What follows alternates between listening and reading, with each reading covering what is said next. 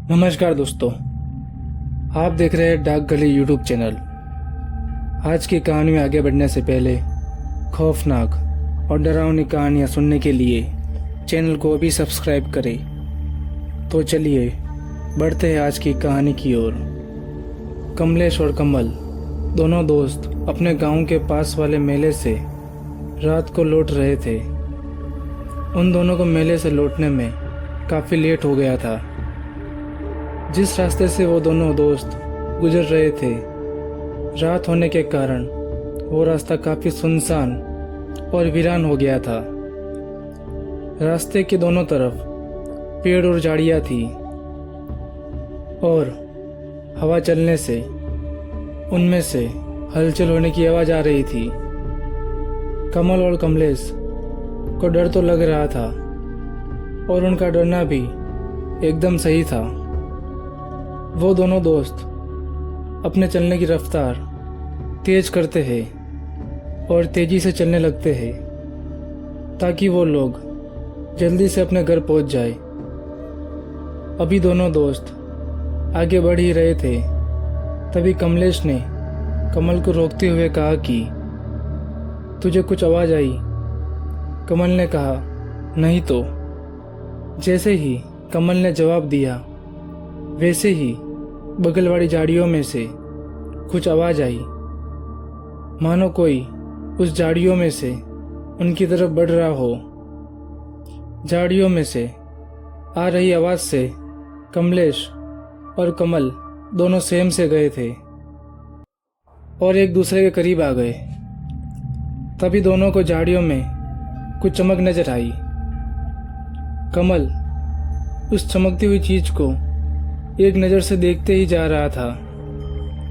तभी कमल जोर से चिल्लाता है और कमलेश से कहता है कि जल्दी से भाग यहाँ से, ये जंगली सियार है। वो दोनों दोस्त तेजी से दुम दबाकर पास ही के 4 रास्ते की तरफ भागे।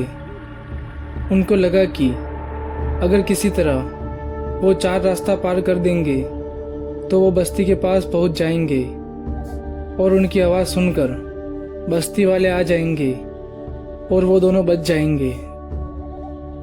लेकिन वो दोनों 4 रास्ते पर पहुंचते उससे पहले ही उनको सामने से भी कुछ जंगली सियार आते हुए दिखाई दिए। इसलिए वो दोनों 4 रास्ते से बाईं तरफ मुड़ गए और भागने लगे। वो दोनों कुछ आगे पहुंचे ही थे, तभी कमल का पैर पत्थर से टकराया और वो नीचे गिर गया। कमल जैसे ही नीचे गिरा, उसे लगा कि आज तो सियार उसे मार ही डालेंगे। अब कमल की सांसें तेजी से चलने लगी थी और कमल इतनी जोर से नीचे गिरा था कि वो उठ भी नहीं पा रहा था। और इसी बीच वो सारे सियार कमल के करीब आ चुके थे। तभी कमल को कमलेश की एक जोरदार चीख सुनाई दी। कमल ने उस तरफ देखा तो पता चला कि कोई काली चीज कमलेश का पैर पकड़कर घसीट कर लेकर जा रही थी। देखते ही देखते कमलेश पेड़ की डाली पर उल्टा लटक रहा था। इस हालत में कमल कर भी क्या सकता था। उसने सामने की ओर देखा तो अब सब सियार वहां से चले गए थे, मानो उनकी मौत उनके सामने आ गई हो। मौका मिलते ही कमल खड़ा हो गया और कमलेश की मदद करने के लिए उसकी तरफ जाने लगा। अभी कमल उसकी तरफ जा ही रहा था, तभी उसने देखा कि एक और काली सी चीज कमलेश के मुंह में घुसी और एक पल में ही कमलेश का पूरा शरीर सूख गया। ये खौफनाक पल देखकर कमल की हिम्मत नहीं हुई कि वो कमलेश को जाकर बचा सके।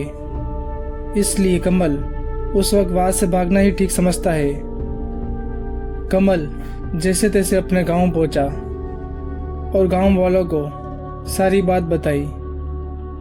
सब कुछ सुनने के बाद भी उस वक्त कोई भी कमलेश की मदद करने के लिए आगे नहीं आया।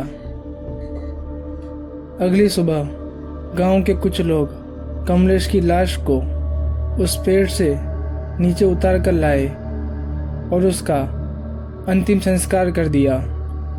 इसी बीच कमल अपने आप को ही कमलेश की मौत का जिम्मेदार मान रहा था। कमल ने गुस्से में जोर से कहा कि अगर उस रात तुम जंगल में आते तो मेरा दोस्त कमलेश जिंदा होता। तुम सारे लोग डरपोक हो। तभी भीड़ में से एक बुजुर्ग आगे आया और कमलेश को बताया कि आखिर क्यों कोई उस रात कमलेश की मदद करने नहीं गया। दरअसल काफी सालों पहले गांव में एक डायन थी। उस डायन ने पूरे गांव का जीना हराम कर दिया था। गांव वाले उस डायन से परेशान होकर उसको उसी पेड़ से बांधकर जिंदा जला दिया जिस पेड़ पर कमलेश की लाश लटकी हुई थी। वो डायन मरने के बावजूद आज भी उसी पेड़ पर रहती है और जब भी रात के वक्त कोई उस जगह पहुंच जाता है तो उसकी मौत पक्की होती है। तो दोस्तों, आज की कहानी में बस इतना ही। अगर ये कहानी आपको अच्छी लगी हो तो वीडियो को लाइक करें और चैनल को सब्सक्राइब करें।